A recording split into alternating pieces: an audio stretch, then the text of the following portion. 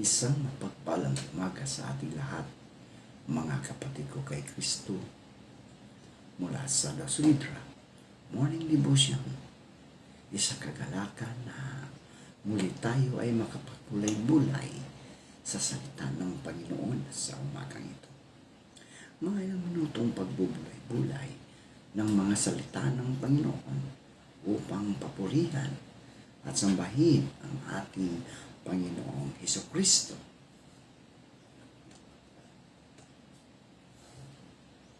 Yan, isang maulang umaga muli, mga kaibigan.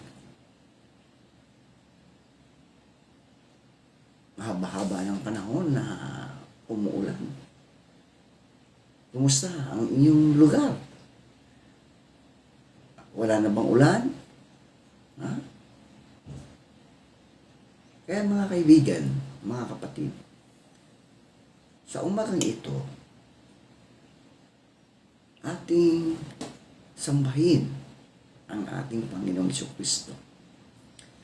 Sa isang bagong araw, bagamat maulan, ating pasalamatan ang Diyos. In spite of these circumstances, isang bagong pagkakataon upang siya ay pasalamatan, purihin at paglingkuran. Kaya sa bawat umaga, marami tayong kinakaharap na gawain, mga responsibilidad at mga hamon ng buhay. Ngunit bago natin harapin ang mundo, mahalagang simulan natin ang araw na ito na nakatingin at nakatayo sa matibay na pundasyon, ang ating Panginoong Hesukristo. Maaaring magbago ang ating kalagayan, ngunit hindi nagbabago ang Diyos. Maaaring may mga bagay na hindi natin alam kung paano haharapin, ngunit maaari tayong magtiwala sa Kanya, sapagkat ang ating lakas, gabay, at kanlungan, siya ang ating Diyos na manliligtas. Kaya sa umagang ito, kapatid, kaibigan, buksan natin ang ating mga puso, presensya ng Diyos. Hayaan natin ang Kanyang salita ang manguna sa ating desisyon at ang Kanyang presensya ang magbigay sa atin ng kapayapaan. Simulan natin ang araw na kasama natin ang Diyos, sapagkat kapag si Kristo ang ating matibay na bato, mayroon tayong lakas na harapin ang anumang hamon ng buhay. Magandang maulang umaga sa ating lahat, at naway pagpalain tayo ng ating Panginoong Hesukristo. Ngayon, ang ating pagninilayan ngayong umaga, mga kapatid ko kay Kristo, ay matatagpuan sa Pilipos. Pilipos 1, talatang 21 hanggang 23. Ito po ang sinasabi, sapagkat para sa akin, ang buhay ay para kay Kristo at ang kamatayan ay pakinabang. Kung ako'y manatiling buhay, ito'y kapaki-pakinabang, sapagkat marami pa akong magagawang mabuting bagay. Hindi ko ngayon malaman kung alin ang aking pipiliin. May pagkatalo sa loob ko. Nais ko nang pumanaw sa mundong ito upang makapiling ni Kristo, sapagkat ito ang lalong mabuti. Pinagpala na po tayo sa pagkabasa at pagkarinig ng kanyang mga salita. Samahan ninyo ako sa pananalangin. Tayo po ay manalangin. Aming mapagmahal at makapangyarihang Diyos, maraming salamat po sa buhay, lakas, at biyayang ipinagkaloob mo sa amin sa bawat araw. Salamat dahil patuloy mo kaming ginagabayan at hindi mo kami iniwan sa bawat hakbang ng aming paglalakbay. Panginoon, sa oras na ito, samahan mo kami sa aming pagninilay tungkol sa mula sa lupa patungo sa presensya ng Diyos. Buksan mo ang aming puso at isipan upang maunawaan namin ang kahalagan ng buhay at ang pag-asang mayroon kami kay Kristo. Tulungan mo kaming mapagtanto na ang aming buhay dito sa lupa ay pansamantala. Kaya turuan mo kaming mamuhay ng may pananampalataya, pag-ibig, kabutihan, at katapatan.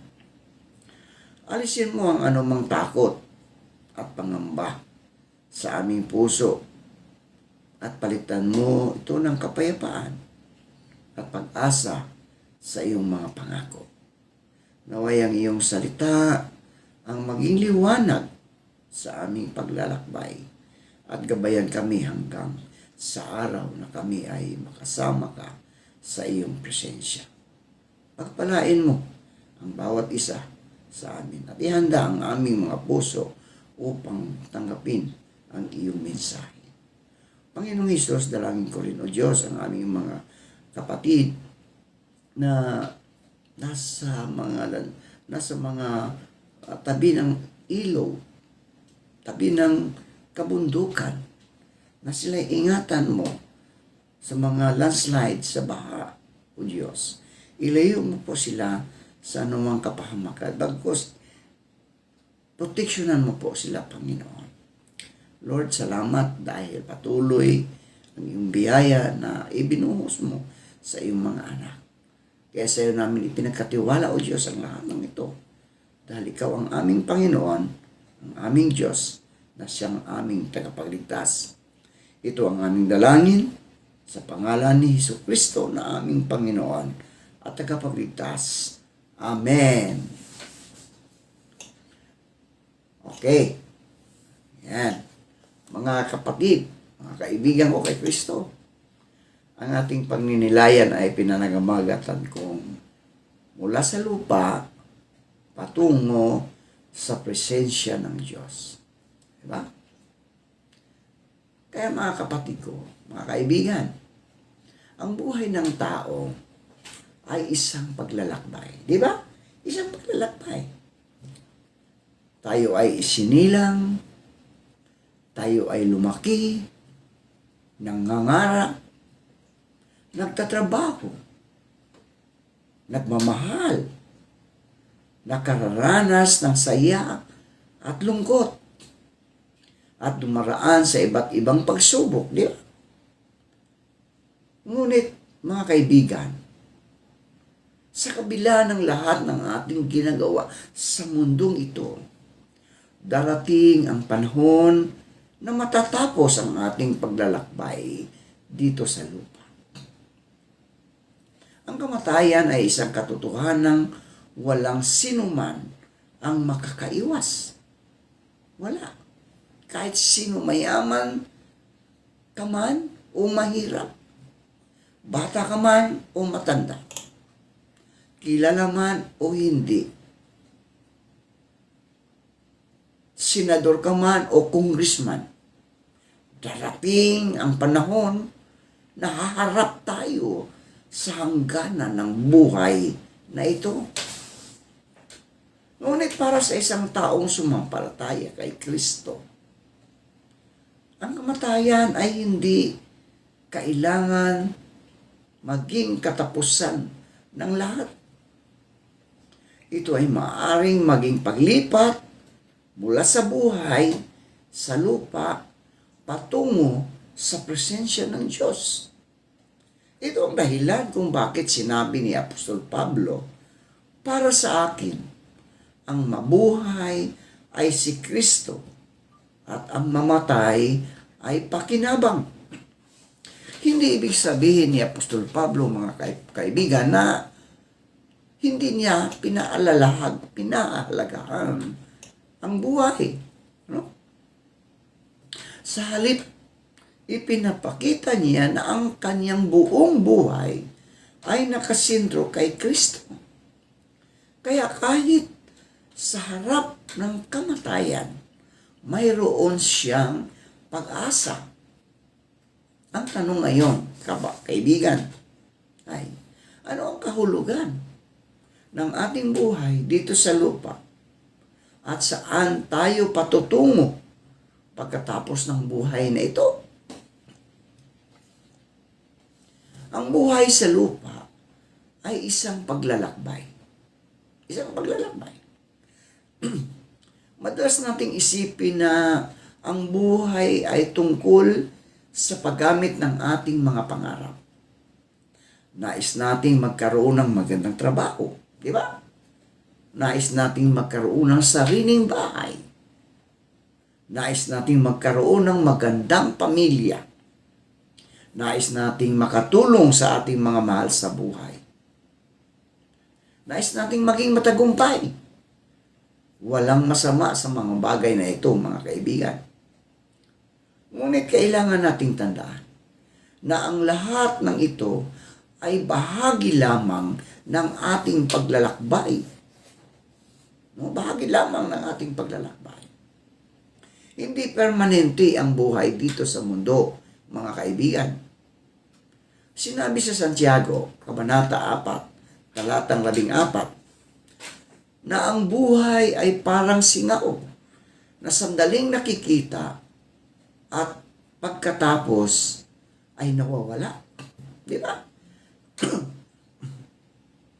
Napakabilis ng panahon, mga kaibigan. Nung tayo'y bata pa, tila napakahaba ng buhay. Ngunit habang tayo ay tumatanda, napagtanto natin kung gaano kabilis lumipas ang mga taon. Kaya hindi natin dapat sayangin ang buhay, mga kaibigan ko. Ang bawat araw, kaibigan, ay regalo ng Diyos. Regalo ng Diyos. So, ang bawat umaga ay pagkakataon upang magmahal. Ang bawat araw ay pagkakataon upang magpatawad, mga kaibigan. So, ang bawat sandali ay pagkakataon upang maglingkod sa ating kapwa. At higit sa lahat, kaibigan, ang bawat araw ay pagkakataon upang lumapit sa Diyos.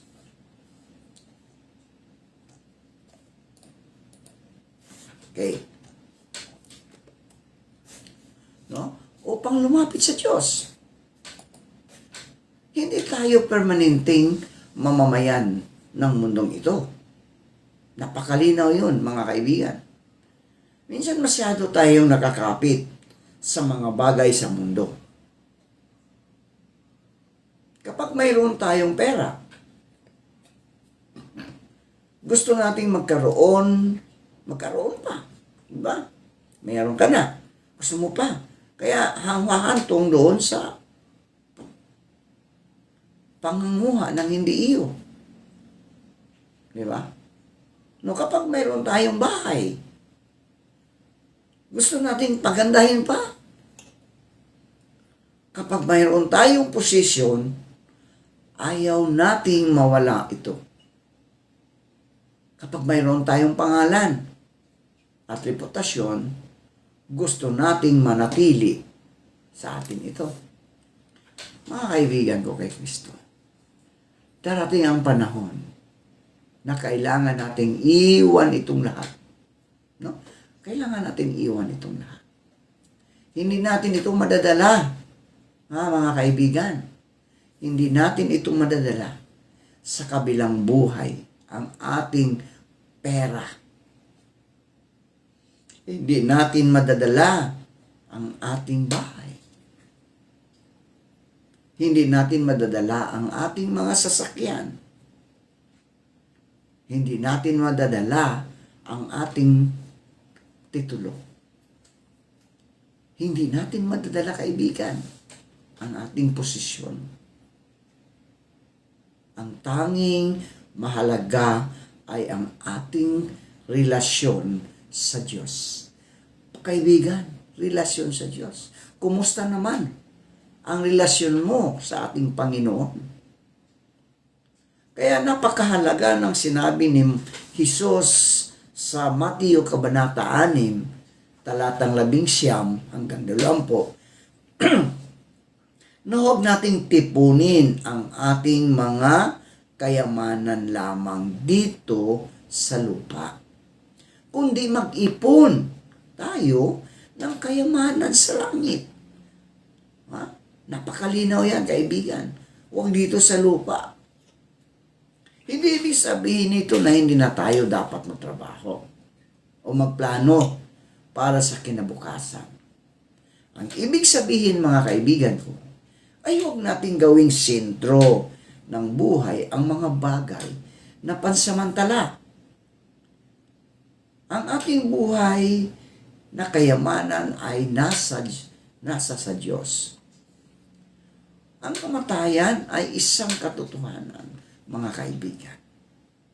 Isang katotohanan. Hindi madaling pag-usapan ang kamatayan. Maraming tao ang umiiwas sa mga paksang ito dahil nagdudulot ito ng takot. Ngunit kaibigan, may isang bagay na hindi natin maiiwasan. No? Hindi talaga natin maiiwasan yan. Ang katotohanan ng kamatayan. Ang kamatayan ay bahagi ng mundong na apektuhan ng kasalanan. Ngunit para sa taong kay Kristo, ang kamatayan ay hindi na kailangan maging dahilan upang mabuhay sa walang hanggang takot. Ayon sa Juan, Kabanata 11, talatang 25, sinabi ni Jesus, "Ako ang pagkabuhay na mag-uli, at ang buhay, ang sumasampalataya sa akin, kahit siya'y mamatay, ay mabubuhay." Napakalaking pangako ito, mga kapatid. Hindi sinabi na hindi tayo mamamatay. Ang sinabi ni Jesus ay ang kamatayan ay hindi ang huling salita para sa taong nanampalataya sa Kanya. May buhay pagkatapos ng kamatayan. May pagkabuhay na maguli. May presensya ng Diyos. May pag-asa kay Kristo. Ang pinakamahalagang tanong ay, kanino ka nakakapit, kaibigan? Kanino ka nakakapit kapag dumating ang kamatayan? Maraming bagay na ating pinagkakatiwalaan dito sa mundo at hindi na makatutulong sa atin. Hindi tayo maililigtas, kaibigan, ng pera. Hindi tayo maililigtas niyan. Kaya ang pera ngayon, di ba, nagkaroon ng hindi magandang ugnayan ng tao, ang mga leader natin sa bawat isa, dahil sa pera. Gusto nilang kamkamin ang lahat. Meron naman talaga sila, pero gusto pa rin ng marami. Kaibigan, hindi tayo maililigtas ng pera mo. Hindi tayo maililigtas ng posisyon mo ngayon. Hindi tayo maililigtas ng ating sariling kabutihan. Hindi tayo maililigtas ng ating mga ari-arian. Hindi. Wala. Kasi ang kaligtasan ay nasa kay Hesukristo. Sinabi sa Juan 14:6, di ba? Ang sabi doon. Ano sabi sa Juan Kabanata 14, talatang 6. Sabi niya, ako ang daan. No? Ako ang daan. Ang katotohanan at ang buhay. Di ba? Napakaganda, napakalinaw. Ako ang daan. Ang katotohanan at ang buhay. Kaya habang tayo ay nabubuhay, kaibigan, ang pinakamahalagang bagay ay hindi lamang ang tanungin kung ano ang mayroon tayo.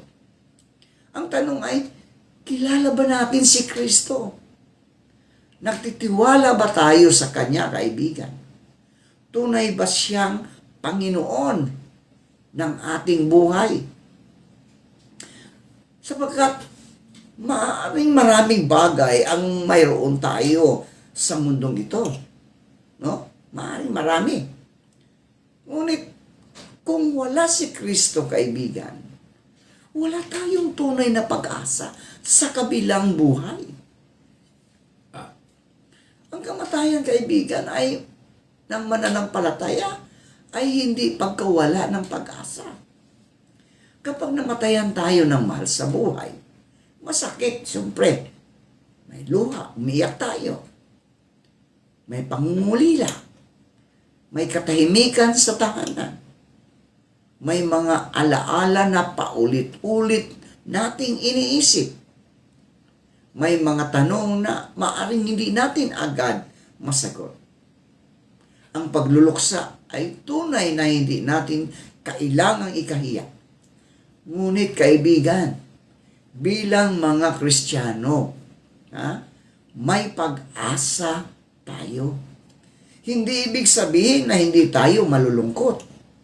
Ibig sabihin nito, kaibigan, hindi tayo nalulungkot na parang walang pag-asa. Ayon sa unang Tesalonika, Kabanata 4, talatang 13, ipinapaalala ni Apostol Pablo na ayaw niya mga mananampalataya ay malulungkot na gaya ng mga taong walang pag-asa. Bakit? Dahil kay Kristo may pangako ng pagkabuhay na muli. May pangako ng buhay na walang hanggan. May pangako na ang kamatayan ay hindi ang katapusan. Mula sa lupa, patungo sa presensya ng Diyos. Ang pamagat na mula sa lupa, patungo sa presensya ng Diyos, ay nagpaalala sa atin na ang buhay dito sa mundo ay pansamantala lamang. Ngunit, kaibigan, ang Diyos ay walang hanggan. Saan tayo doon? Doon tayo sa buhay na walang hanggan. Di ba? Tayo ay nagmula sa lupa at sa lupa rin tayo babalik bilang mga nilalang na may katawang mortal. Ngunit ang pag-asa natin, mga kapatid, mga kaibigan, ang pag-asa natin ay hindi nakasentro sa libingan. Kasi ang pag-asa natin ay kay Kristo. Na kay Kristo ang pag-asa. Ang ating katawan ay maaaring manghina. Tumatanda, so manghihina ka na. Ang ating katawan ay maaaring mawala. Ang ating buhok ay maaaring pumuti.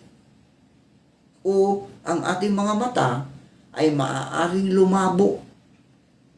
Ang ating katawan ay maaaring tumanda. Ngunit, kaibigan, ang pag-asa kay Kristo ay hindi kumukupas. Darating ang panahon na matatapos ang ating buhay dito sa lupa. Ngunit, para sa mga kay Kristo, naghihintay ang presensya ng Diyos at ang katuparan ng Kanyang mga pangako. Ang presensya ng Diyos ang pinakamagandang patutunguhan, mga kaibigan ko, kay Kristo. Maraming tao ang nangangarap tungkol sa magandang lugar. Oo. No? Marami. Ako man din, nangangarap ng magandang lugar. May mga taong gustong maglakbay sa iba't ibang bansa. Oh yes, totoo po yun. Ha? May mga taong nangangarap na magkaroon ng magandang bahay. Di ba? May mga taong nangangarap na magkaroon ng tahimik at komportabling buhay. Ngunit kaibigan, higit sa lahat ng magagandang lugar dito sa mundo, walang lugar na maihahambing sa presensya ng Diyos. Ang pinakamagandang bagay tungkol sa langit ay hindi lamang ang kawalan ng sakit. Hindi lamang kawalan ng sakit. Hindi lamang ito ang kawalan ng kamatayan. Hindi lamang ito ang kawalan ng luha. Ang pinakamaganda, mga kaibigan ko, ay ang presensya ng Diyos. Ang presensya ng Diyos. Ayon sa pahayag, Kabanata 21, talatang 3 hanggang 4. Ipinapakita ang pangako na ang Diyos ay mananahan kasama ng kanyang bayan at mawawala ang kamatayan. Dalamhati, pagtitiis, pagtangis, at sakit. Ha? So ito ang ating pag-asa, mga kaibigan. Isang araw, ang mga luha ay papahirin. Ang mga sakit ay matatapos. Kung meron tayong sakit ng arthritis, cancer, ha? Ano pa, diabetes, high blood, no? Ang mga sugat, no? Matatapos yan. Ang mga sakit na yan ay matatapos. Ang mga sugat ay gagaling. At ang kamatayan ay wala na.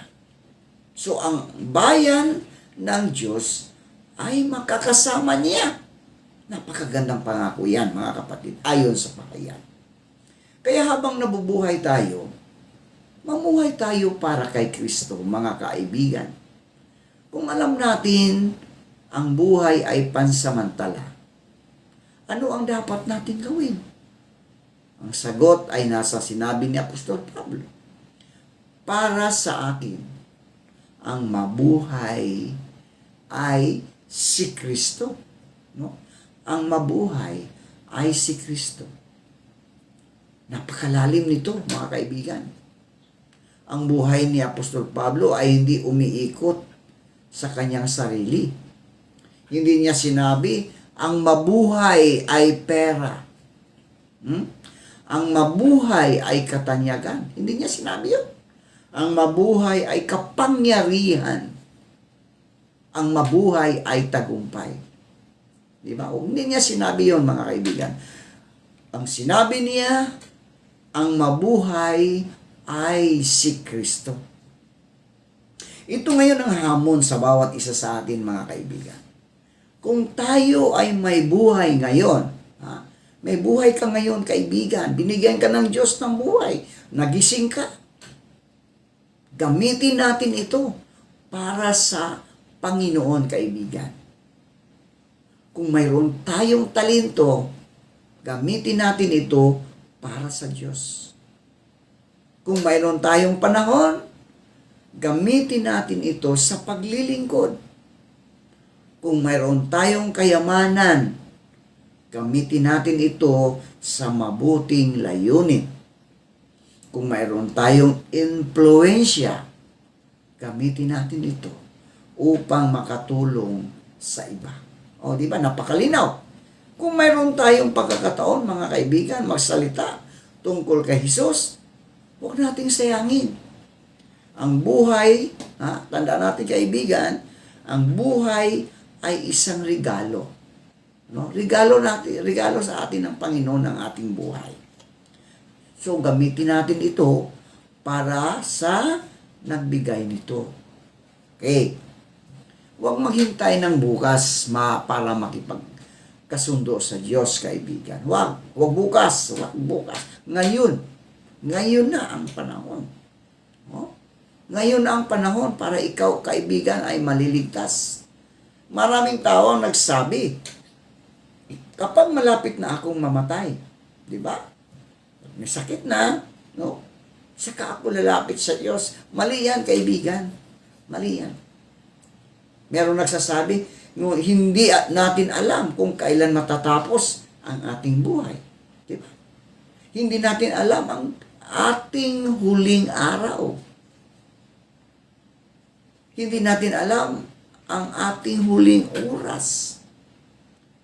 Kaya kaibigan, ang pinakamagandang panahon upang lumapit sa Diyos ay ngayon na. Ngayon na, kaibigan. Di ba? Ngayon na.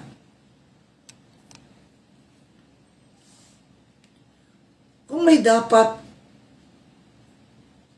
kailangan mong sabihan na mahal kita, sabihin mo na ngayon, kaibigan.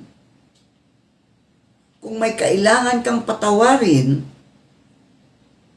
magpatawad ka na ngayon, kaibigan. Kung may dapat kang ayusin sa iyong pamilya,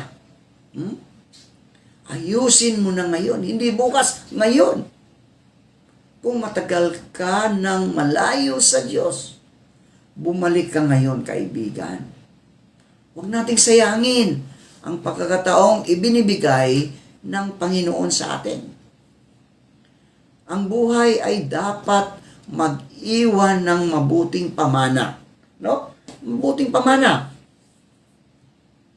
Kapag dumating ang araw na aalis tayo sa mundong ito, ano ang maiiwan natin? Hindi lamang pera, hindi lamang bahay, hindi lamang ari-arian. Ang pinakamahalagang maiwan natin ay ang pananampalatayang nakita ng iba sa ating buhay. O, di ba? So, mga kaibigan, ano ang maalala ng ating mga anak? Na tayo ba ay taong nananalangin? Na tayo ba ay mapagpatawad? Na tayo ba ay mapagmahal? Na tayo ba ay tapat? Na tayo ba ay naglilingkod sa Diyos? Na nakita ba nila si Kristo, kaibigan, sa ating mga buhay? Nakita ba nila yan? So, ang isang magandang buhay ay hindi sinusukat lamang sa laki ng ating naipon. Sa laki ng ating naipon. Sinusukat din ito sa dami ng buhay na ating naimpluwensyahan para sa ating Panginoon. Naway, kapag dumating ang panahon, kaibigan, na aalis tayo sa mundong ito, may mga taong magsasabing, salamat sa Diyos dahil naging bahagi siya ng buhay ko. Mga minamahal na kapatid ko kay Kristo, ang ating buhay dito sa lupa ay isang mahalagang regalo ng Diyos. Huwag nating sayangin ito. Hindi natin alam kung ilang taon pa ang mayroon tayo. Hindi natin alam kung ilang araw pa ang natitira natin. Hindi natin alam kung kailan darating ang ating huling sandali. Ngunit, kaibigan, alam natin ang isang bagay. Ang Diyos ay kasama natin sa bawat yugto ng ating paglalakbay. Mula sa unang araw ng ating buhay hanggang sa huling sandali nito, mga kaibigan, hawak tayo ng kanyang kamay. At para sa taong nagtitiwala kay Kristo, ang kamatayan ay hindi kailangang maging dahilan sa kawalan ng pag-asa. Sa halip, maaari nating tingnan ito sa liwanag ng pangako ng Diyos. Mula sa lupa, patungo sa presensya ng Diyos. Kaya habang tayo ay nabubuhay, mamuhay tayo ng may layunin. Manalangin tayo. Magmahal tayo ng buong puso. magpatawad tayo, maglingkod tayo, manalangin tayo, maging tapat tayo, ipangaral natin ang mabuting balita.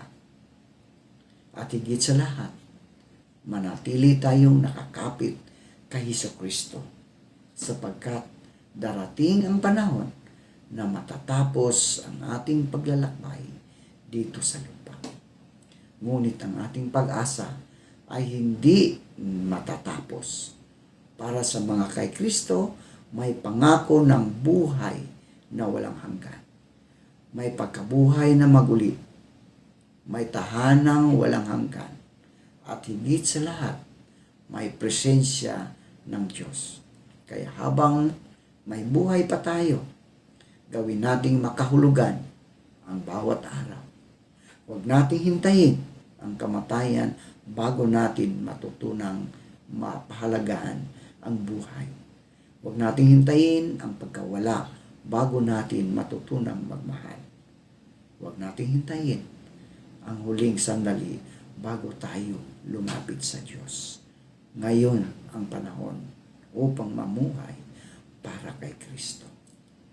At kapag dumating ang araw na kailangan na nating iwan ang mundong ito, naway masasabi rin natin, tulad ni Pablo, para sa akin, ang mabuhay ay si Kristo at ang kamatayan ay pakinabang. Dahil ang ating paglalakbay ay maaaring magsimula sa lupa, ngunit ang ating tunay na pag-asa ay nasa presensya ng Diyos. Mula sa lupa, patungo sa presensya ng Diyos, mula sa pansamantalang buhay, patungo sa walang hanggang buhay kay Kristo.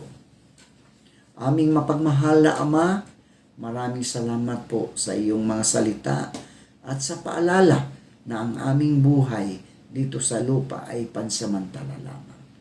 Ngunit ang aming pag-asa ay kay Kristo, ay walang hanggan. Panginoon, tulungan mo kami mamuhay ng may layunin, pananampalataya at katapatan. Turuan mo kaming gamitin ang aming buhay sa paglilingkod, pagmamahal, pagpapatawad at paggawa ng mabuti. Kapag kami ay dumaranas ng pagsubok, ipaalala mo sa amin na hindi dito nagtatapos ang aming paglalakbay. Kapag dumating ang panahon ng aming pag-alis sa mundong ito, naway matagpuan mo kaming nanatiling tapat at nakakapit kay Hesukristo. Alisin mo ang takot at palitan ito ng pag-asa sa iyong mga pangako. Tulungan mo rin kami pahalagahan ang bawat araw na iyong ibinigay.